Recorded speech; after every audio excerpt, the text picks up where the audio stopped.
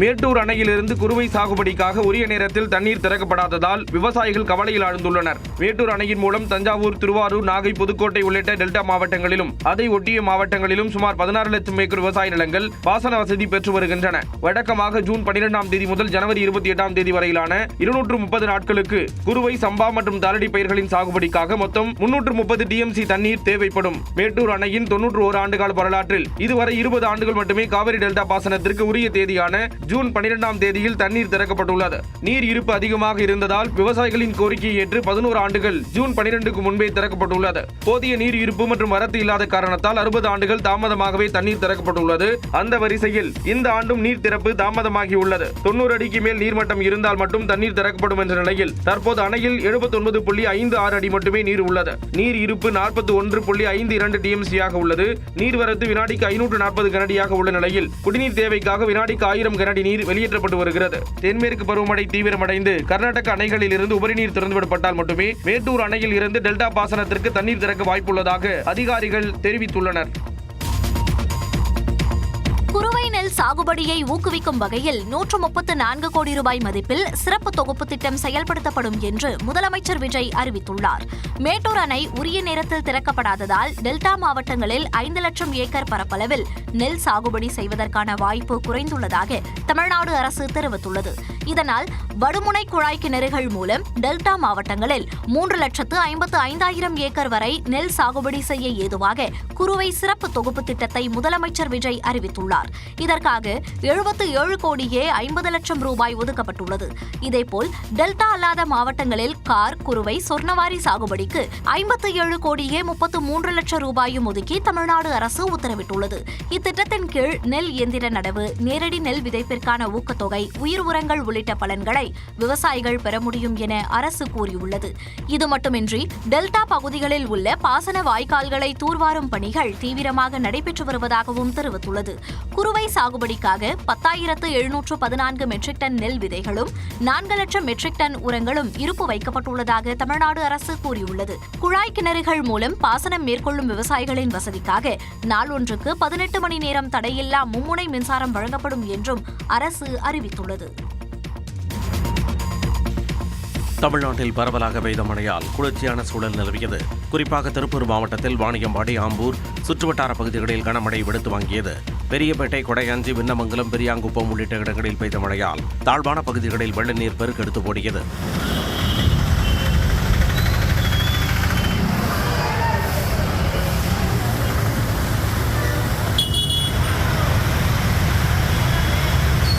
அதேபோல கடலூர் மாவட்டம் சிதம்பரம் சுற்றுவட்டார பகுதிகளில் பெய்த கனமழையால் குளிர்ச்சியான சூழல் உருவானது.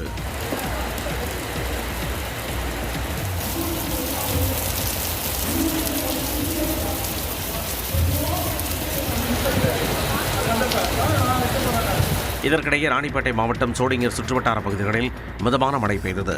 அரக்கோணம், நெமிலி உள்ளிட்ட இடங்களில் 1 மணி நேரத்திற்கு மேலாக பெய்த மழையால் பல பகுதிகளில் மின்சாரம் துண்டிக்கப்பட்டது.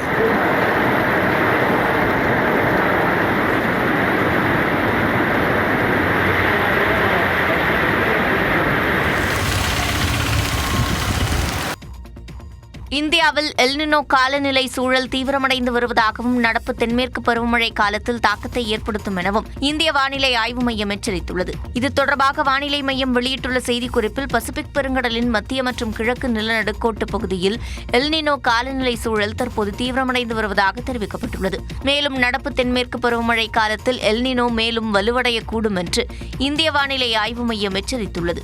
பெருங்கடல் மற்றும் வளிமண்டலம் ஆகிய இரண்டிலும் எல்னினோவிற்கான தெளிவான அறிகுறிகள் தென்பட தொடங்கியுள்ளதால் இது உலகளாவிய வானிலையிலும் இந்தியாவின் பருவமழை பொழிவிலும் பெரும் தாக்கத்தை ஏற்படுத்தலாம் என தெரிவிக்கப்பட்டுள்ளது. பசிபிக் பெருங்கடல் மட்டுமின்றி இந்தியாவின் அரபிக்கடல் மற்றும் வங்காள விரிகுடா உள்ளிட்ட இந்திய பெருங்கடல் பகுதிகளும் வழக்கத்தை விட அதிக வெப்பத்துடன் காணப்படுவதாக வானிலை மையம் தெரிவித்துள்ளது.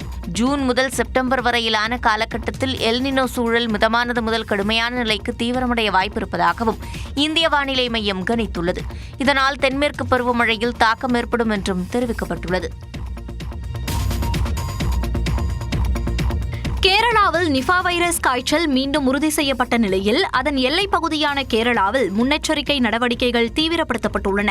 கேரளாவில் கோழிக்கோட்டை சேர்ந்த ஒருவருக்கு நிஃபா வைரஸ் பாதிப்பு உறுதி செய்யப்பட்டுள்ளது. கோழிக்கோடு மருத்துவக் கல்லூரியில் அவருக்கு சிகிச்சை அளிக்கப்பட்டு அவரது குடும்பத்தினர் தனிமைப்படுத்தப்பட்டுள்ளனர்.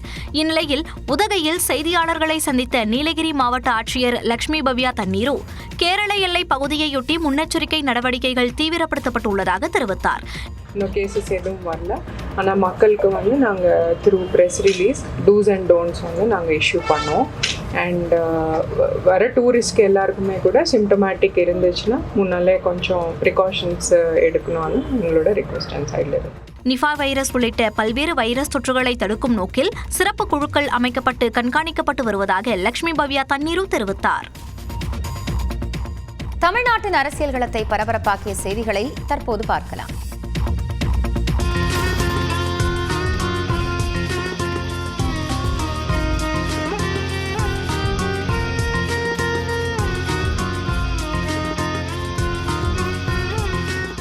கர்நாடக மாநிலத்தில் உள்ள கொல்லூர் மூகாம்பிகை அம்மன் கோவிலில் வழிபாடு செய்த முதலமைச்சர் விஜய் வெள்ளி வாளை காணிக்கையாக செலுத்தினார். நிதி ஆயோக் கூட்டத்தில் பங்கேற்க டெல்லி சென்ற முதலமைச்சர் விஜய் அப்பயணத்தை முடித்துக் கொண்டு தனி விமானம் மூலம் கர்நாடகாவுக்கு சென்றார். மங்களூருவில் இருந்து புகழ்பெற்ற கொல்லூர் மூகாம்பிகை அம்மன் கோவிலுக்கு சாலை மார்க்கமாக சென்றடைந்தார். அங்கு கொட்டும் மழையில் மேல் சட்டையின்றி வந்த முதலமைச்சர் விஜய்க்கு கோவில் நிர்வாகம் சார்பில் பூரண கும்ப மரியாதை அளிக்கப்பட்டது.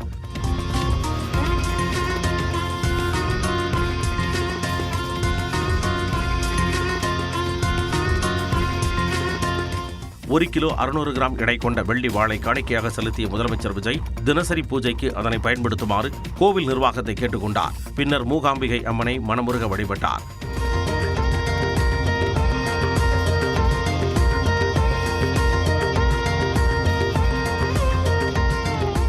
மேலும் மூகாம்பிகை அம்மனுக்கு எம்ஜிஆர் காணிக்கை செலுத்திய தங்க வாளை முதலமைச்சர் விஜய் பார்வையிட்டார். தண்ணீருக்கு வழி செய்யாமல் குறுவை சிறப்பு தொகுப்பை அறிவிப்பதா என தாவேக அரசுக்கு திமுக கேள்வி எழுப்பியுள்ளது. இது தொடர்பாக எக்ஸ் பக்கத்தில் பதிவிட்டுள்ள திமுக, மேட்டூர் அணை திறக்காததால் வறண்ட ஆற்றை பார்த்து டெல்டா விவசாயிகள் வாடிப்போயிருப்பதாகவும், ஆனால் ஆளே இல்லாத கடையில் டீ ஆற்றுவது போல தண்ணீருக்கு வழி செய்யாமல் தாவேக அரசு குறுவை சிறப்பு தொகுப்பை அறிவித்திருப்பதாகவும் விமர்சித்துள்ளது.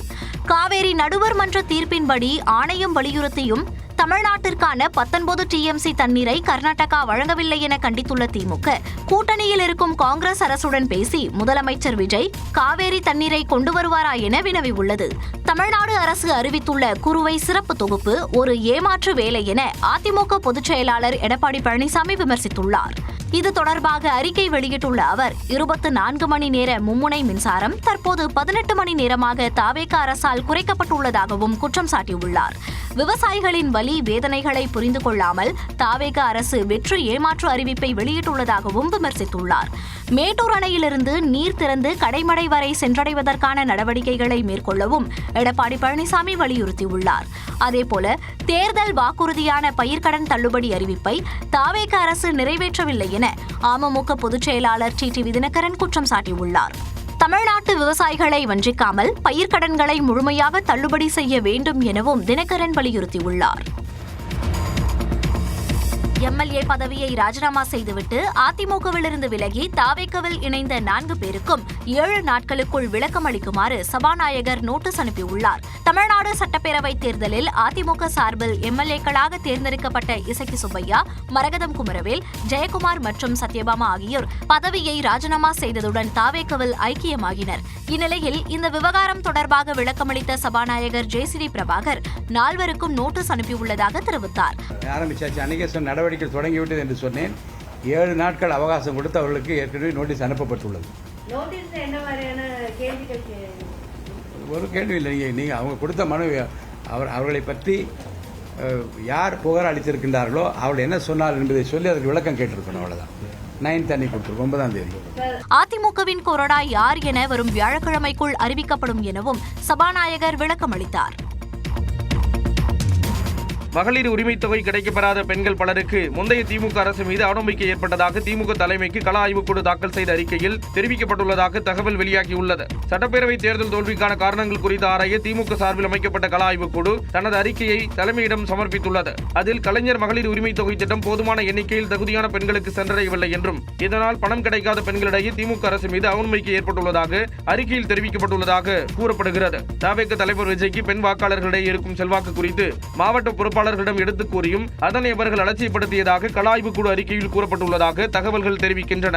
ஓராண்டுக்கும் மேலாக ஊரக உள்ளாட்சி தேர்தல்கள் நடத்தப்படாததால் அடிப்படை வசதிகள் சரிவர செய்யப்படவில்லை என அறிக்கையில் சுட்டிக்காட்டியுள்ளதாக கூறப்படுகிறது. கூட்டுறவு சங்கம், ஆவின் உள்ளிட்ட அமைப்புகளுக்கான தேர்தல்களை முறைப்படி நடத்தாதது கட்சியினரிடையே அதிருப்தி ஏற்படுத்தியதாக சொல்லப்படுகிறது. அரசில் தற்காலிக நியமன பொறுப்புகளில் கட்சியினருக்கு முன்னுரிமை வழங்கப்படவில்லை என்றும் அரசு ஒப்பந்தங்களில் அதிமுக நிர்வாகிகளுக்கு தாராளமாக டெண்டர்கள் ஒதுக்கப்பட்டதாகவும் கள ஆய்வுக்குழு கூறியுள்ளதாக தகவல் வெளியாகியுள்ளது. கட்சி பொறுப்புகளில் இல்லாத மூத்த நிர்வாகிகளை கண்டுகொள்ளவில்லை என்றும் இளைஞர்களின் சக்தியை தலைமை முழுமையாக பயன்படுத்திக் கொள்ள தவறிவிட்டதாகவும் குறிப்பிட்டுள்ளதாக சொல்லப்படுகிறது.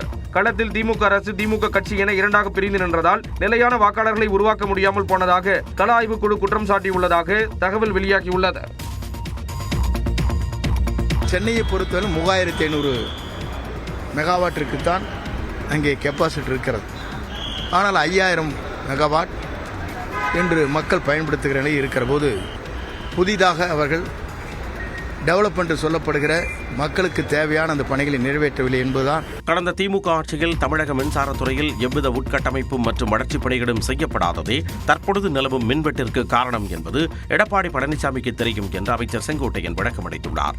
கோவை விமான நிலையத்தில் செய்தியாளர்களை சந்தித்த அமைச்சர் செங்கோட்டையன் தற்பொழுது ஒரு குடும்பத்திற்கு 2-3 ஏசிகள் பயன்படுத்தும் அளவிற்கு மின்சாரம் தேவை அதிகரித்துள்ளதாக குறிப்பிட்டார்.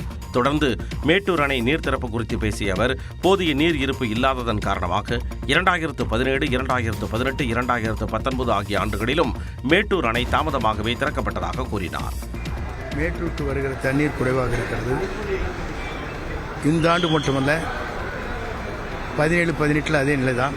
ஒரு மாதம் கழித்துத்தான் 18/7 தண்ணீர் திறக்கப்பட்டது. அது எடப்பாடி இருக்கிற போது இப்போது அவர் அறிக்கை விடுகிறார்.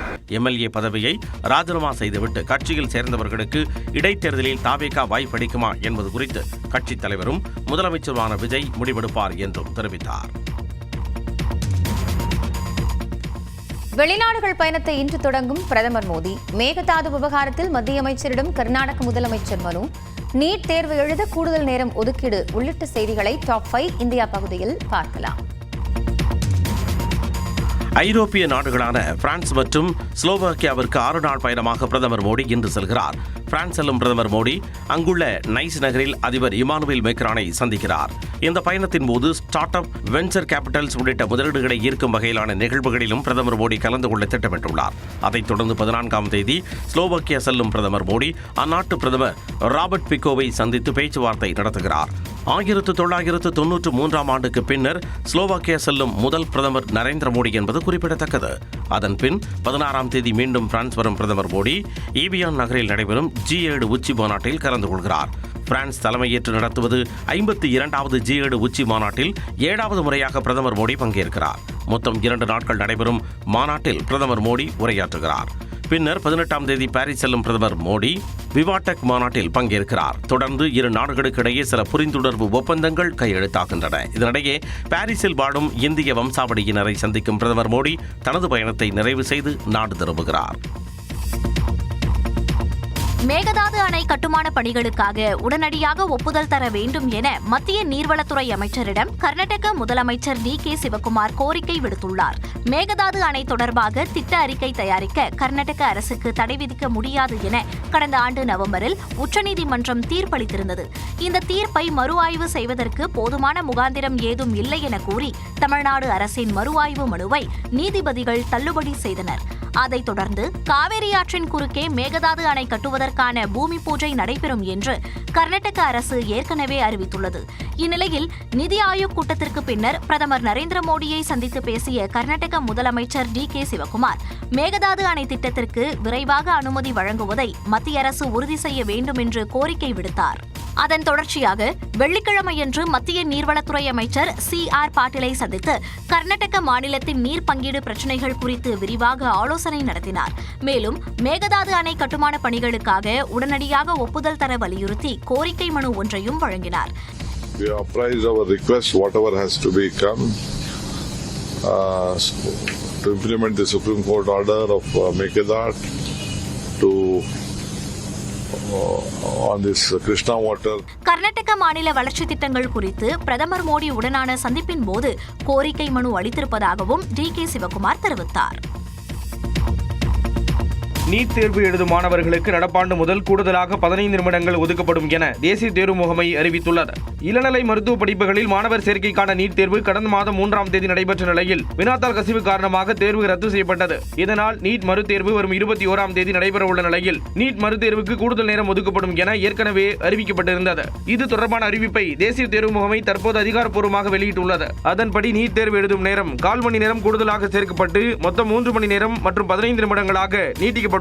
அந்த வகையில் நீட் தேர்வு இனிமேல் பிற்பகல் 2 மணிக்கு தொடங்கி மாலை 5:15 மணி வரை நடைபெற உள்ளது. வருகை பதிவேட்டில் கையொப்பமிடுதல் மற்றும் பிற கண்காணிப்பு நடைமுறைகள் உள்ளிட்டவற்றுக்கான நேரமும் இதில் அடங்கும் என தெரிவிக்கப்பட்டுள்ளது. மேலும் வினாத்தாள் புத்தகத்தில் மாணவர்களின் தோராய கணக்கீடு செய்வதற்கான இடவசதியும் 4 காலி பக்கங்களாக அதிகரிக்கப்பட்டுள்ளது. அமெரிக்காவின் தாக்குதலில் கொல்லப்பட்ட இந்திய மாலுமி சுரேஷ் தனது மனைவிக்கு குழந்தையை பார்த்துக்கொள் என கடைசியாக குறுஞ்செய்தி அனுப்பியுள்ளார். ஓமன் கடல் பகுதியில் அமெரிக்கா நடத்திய தாக்குதலில் கொல்லப்பட்ட 3 இந்திய மாலுமிகளில் ஒருவர் ஆந்திராவைச் சேர்ந்த சுரேஷ் என்பது தெரியவந்துள்ளது.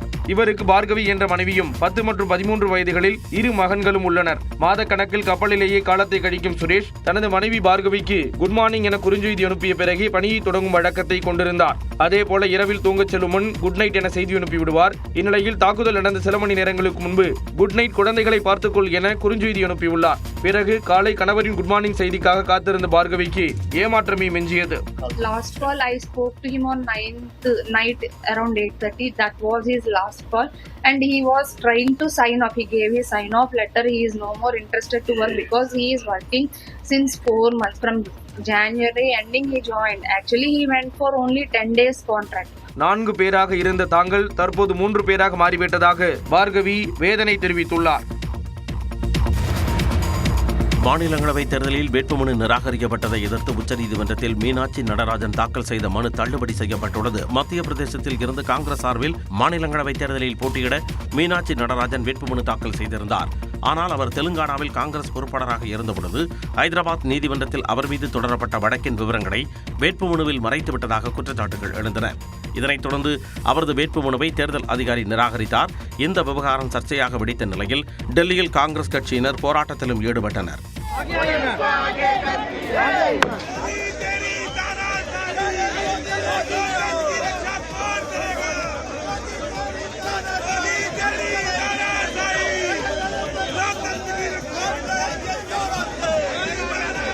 தனது வேட்புமனு நிராகரிக்கப்பட்டதை எதிர்த்து மீனாட்சி நடராஜன் உச்சநீதிமன்றத்தில் மனு தாக்கல் செய்திருந்த நிலையில் அந்த மனுவை உச்சநீதிமன்றம் தற்பொழுது தள்ளுபடி செய்து உத்தரவிட்டுள்ளது.